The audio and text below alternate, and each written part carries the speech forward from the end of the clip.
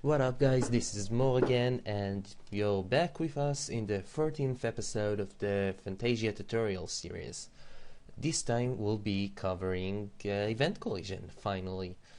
This is one of the most advanced subjects that you can find in Phantasya and probably in most of game making theory, other of course than AI and other advanced algorithms that aren't covered here. So first of all, I'll apologize in advance that I might cough just a bit, since I have just a little problems with my throat today, and I'm sorry about that, but we'll survive.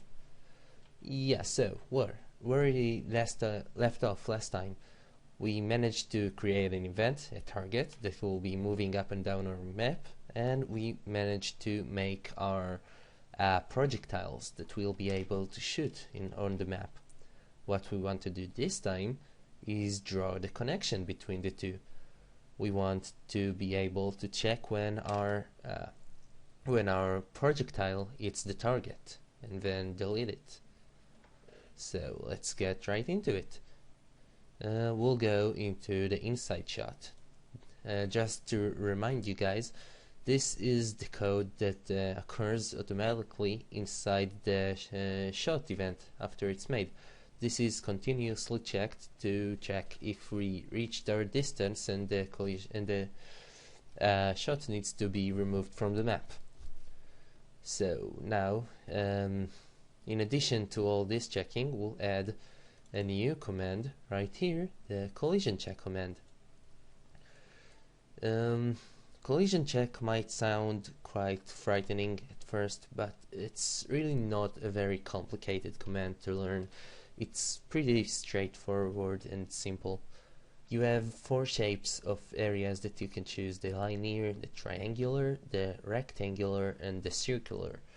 Each one needs to have 2 points on the map to check on. You can either use a point variable or an event. For the circular, that would be the center of the circle as well as one of the edges of the radius. And now that we have this, we also have here a couple options. Once we check the range that we want to search collision in, we can choose to look for the hero in it, for collision with the hero, for collision with the map, for collision with other events on the map that don't include the one that called the command. We can use the both, which searches for events and maps but not the hero. So this time our projectile is created on top of the hero, and we don't need to find collision with the hero, so we won't use this. We won't use the map right now since we don't need it anyway, and we'll go with events then. The last option is the option to store the result of your collision check inside a switch variable. In case a collision was found, the variable that you specify here would be set on. But in case we don't want to do this, we can just set to none and nothing will happen. If you use a variable here, right after the collision command you can use a condition to check if the switch was triggered, if any collision with the events, map or hero that you specified was found. But and you don't necessarily need to go into specific checks to see which ones were triggered. This just tells you that any sound collision was found and doesn't give you more details than that. So what do you do in case that you want this extra detail? Right down here below the tab control, you have a little checkbox that says trigger collision events. This means each event on your map as well as the hero have a collision flag.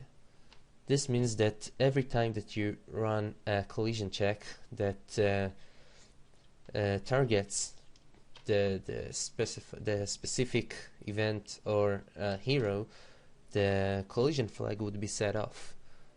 So, but whenever the event or the hero is triggered by the collision check, this flag would be set on, and you can check if the event was triggered using this flag inside the conditions command. And we'll look at how we can do this right now. Once we have everything here, we'll just set the range to this event. We only want to check what collides with the current event. Of course, you can set the range for some other point variable or another event, but this time we only need to check the current event, so that's what we'll do. Now click the OK, and let's do it. No, not here.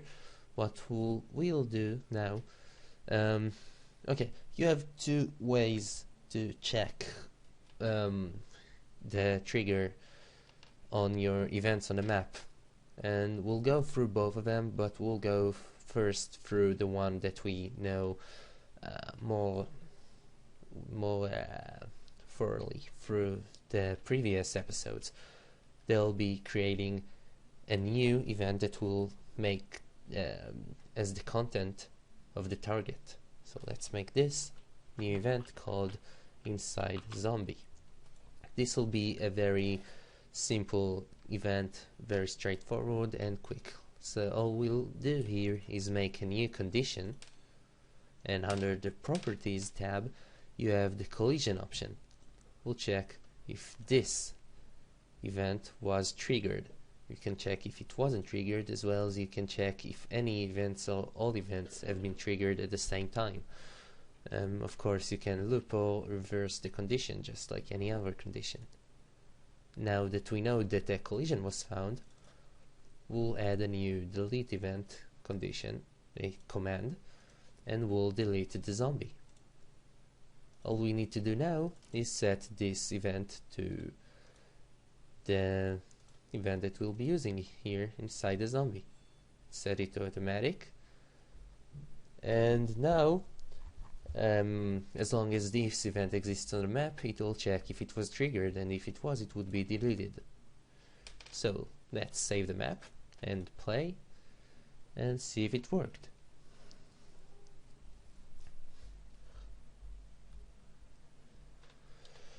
So just like last time, we'll need to go to the guard and say no, so that the zombie would be created and start roaming on a map. Now let's miss it a couple of times to show that it doesn't just delete it automatically regardless of collision. We'll show it down here, over here, and as you can see, it's not affected, but when we'll hit it, it'll be deleted instantly. Pretty simple, right? You really don't need to think much of the collision check here. It's a very simple command that gives you very much control over your game. It's a very powerful command that you can use in a lot of situations, and it's very useful and very simple to use. And yeah, now the other way that we can use to determine whether an event was triggered or not, and if it needs to be deleted, let's go here and set this to none again, so it's not affected by this. We'll go back into the inside shot global event, and right after the collision check, first of all we'll make a new variable, a number variable that would be called for each. The name doesn't matter, of course, but we'll set it -1 should be fine, and I'll explain what it does now. We have inside the conditions again, in the miscellaneous tab, we have this option, the for each event. All you need to do is set a number variable that will store the value, and set the loop on. what this does, the for each condition is a kind of a separate option for the condition that doesn't have to do much with the rest of the condition options. It's a special case, and I'll explain what it does right now. The for each condition loop goes through all the events on your map, and every time it sets the index of the current event into the variable that you specified, into the for each variable that we made. So when we do this, we can make another condition and check for any other stat or any other option regarding the current event that we're on. Let's see if so what can we use? We can okay, we can go back here, and inside here we can make a variable change to that of index and set the extra for stat, for example, to 1337. The index variable is the one we created here to determine the index of the event that we just made.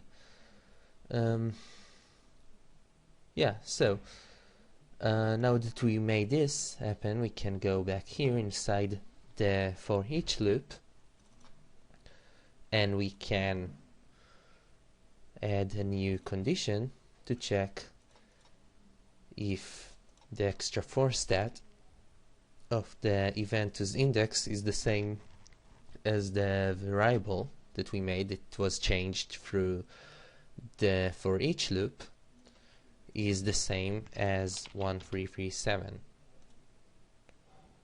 And once we do this, we only need to check whether it was also triggered. Now, well, you can make event groups with the extra stats or pretty much anything else that you can check to make sure that you only operate on the same events that you want to operate on. Say that you add a few zombies on the map, you'd set the extra for stat of all of them to the same number, so you can use the for each loop and check if the extra for stat is the same as that group that you want to delete. So say that you made it for all the zombies to be that way, but you didn't set it for the force field, so they won't be deleted once you shoot them. Yeah, so once we do this, we can add a delete event and set it to the for each, since you can't just you can use more than just the conditions on the index that you made, but you can use it as an index for pretty much anything. You can use it to use commands based on it as well, so we'll use it and that'll tell the game to delete the event with this index. Let's save the game and see if it works.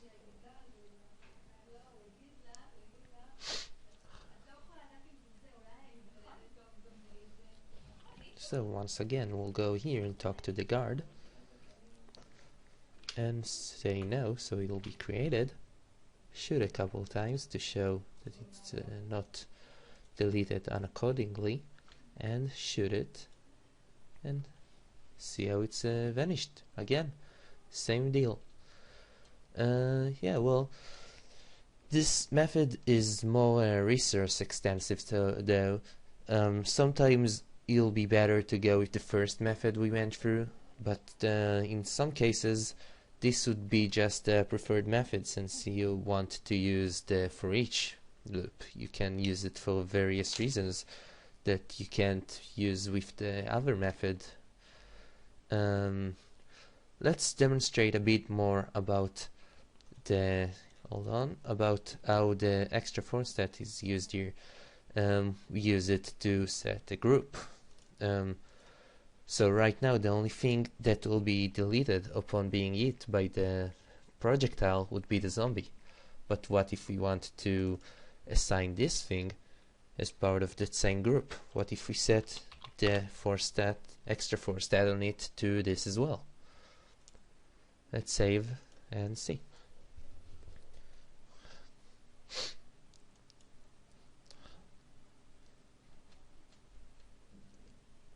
As you can see, once we shoot here, nothing happens, but what if we'll shoot this?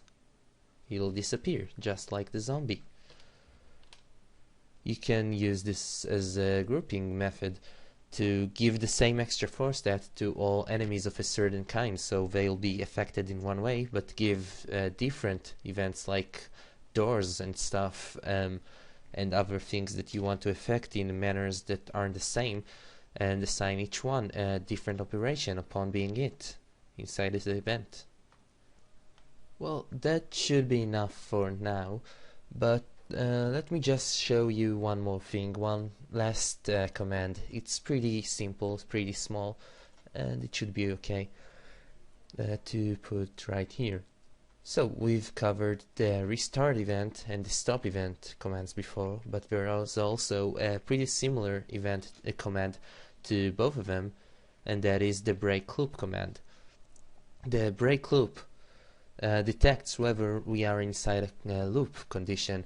This doesn't necessarily have to be the for each loop condition. It can be any other loop. You can use this to just escape the loop. That means that once this command is met, the whole loop is broken and you go straight into the next command. So if there was something here, it will just keep on moving. So if you put the break loop here and play it like this, once the a zombie is met, the search will break right there. That means that even if you eat two zombies, if we add two zombies to it and you eat both of them, and nothing will happen to both, just the first one will be affected. And this works very well in the case that you only have one zombie, and so you know that you don't need to check any more of the events after you delete this one. So you can use the break loop here, and that's a pretty good way to save resources. Well guys, this has been the 14th episode, and for now it'll be the final one. I'll be stopping to make daily videos about this, and everything else that you have in the program is pretty self-explanatory. I went through all the more advanced commands, I went through the advanced topics and everything, and now you can set up your project, and fairly certain that from here on out you guys can just look at the commands and see how you can use them in various ways. Like the change facing direction is a pretty simple command. It uses the same layout as the move and just changes your facing direction. That's pretty self-explanatory. Moving pictures instead of moving events. The teleport, which can put you on a different position on a map or move you to a different map altogether. The resize and flip graphic commands that are also pretty much self-explanatory, changing a certain size. What else? The change background, really. Yeah, well, everything else should be fairly simple to learn. But of course, you guys may want to leave me comments, anything that you might have questions for. I can make more videos that can help you guys along. Any more advanced topics that you think you might want to see covered, anything, you can drop me a message in the YouTube channel. You can email me at the mail associated with the YouTube channel, and well, I'll do my best to get back to you, and I promise I'll see to respond to any messages I get. So, well, until next time, this time will be in a longer distance, but still, until last time, have a nice one, guys.